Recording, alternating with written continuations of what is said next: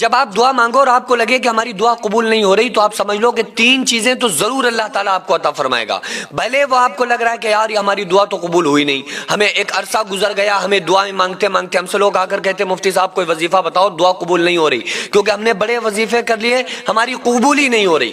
تو میں انہیں بتاتا ہوں کہ دیکھو تمہاری بھلے تمہیں لگ رہا ہو کہ ہماری دعا اللہ تعالیٰ قبول نہیں کر رہا ہے, لیکن یہ سمجھ لو کہ اللہ تعالیٰ آپ کو تین بڑے انعامات عطا کر رہا ہے, تین چیزیں دے رہا ہے. چاہے آپ کو لگے وہ چیزیں ملی یا آپ کو نہ محسوس ہو, لیکن تین چیزیں اللہ تعالیٰ آپ کو ضرور عطا کرے گا. کیونکہ حدیث میں آتا ہے, آقا علیہ السلام نے ارشاد فرمایا کہ دعا کی تین قسمیں ہوتی ہیں. کچھ دعائیں ایسی ہوتی ہیں جو اللہ تعالیٰ فی الفور قبول کر لیتا ہے. آپ نے دعا مانگی اور فوراً قبول ہو گئی.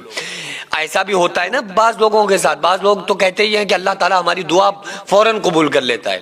تو اس کا کیا مطلب ہے؟ ایک دعا کی قسم یہ ہے کہ اللہ فوراً قبول کرے گا. آپ نے مانگا کہ اللہ ہمیں یہ چیز عطا کر دے اور آپ کو مل گئی, یہ اس کو کہتے ہیں فی الفور دعا کا قبول ہو جانا. ایک دعا ہوتی ہے جو اللہ تعالیٰ فوراً قبول نہیں کرتا ہے, بلکہ دعا کو قبول تو کرتا ہے لیکن کسی مصلحت سے کچھ دیر کے بعد قبول کرتا ہے. کچھ دعائیں حدیث میں آتا ہے کہ ایسی ہیں جن کو اللہ تعالیٰ دنیا میں قبول نہیں کرتا ہے, لیکن آخرت میں وہ انعامات عطا فرمائے گا, ایسی چیزیں عطا کرے گا کہ وہ بندہ کہے گا کہ اے کاش ہماری دنیا میں کوئی دعا قبول نہ ہوئی ہوتی, تاکہ آج یہ اجر و انعامات جو اللہ تعالیٰ دے رہا ہے یہ ہم کو مل سکتے. تو بندہ یہ فخر کرے گا قیامت کے دن, وہ بندہ جس کی دنیا میں دعا قبول نہیں ہوئی ہوگی. وہ لوگ کہیں گے کہ اچھا ہوا ہماری دنیا میں دعا قبول نہیں ہوئی تھی, تاکہ آج ہمیں یہ بڑے بڑے اجر و انعام اللہ تبارک و تعالیٰ عطا فرما رہا ہے. لیکن ایسا نہیں ہے کہ دعا آپ کی رائے گاہ چلی گئی, دعا خالی چلی گئی, آپ دعا مانگ رہے ہیں تو آپ کو کچھ ملے گا نہیں.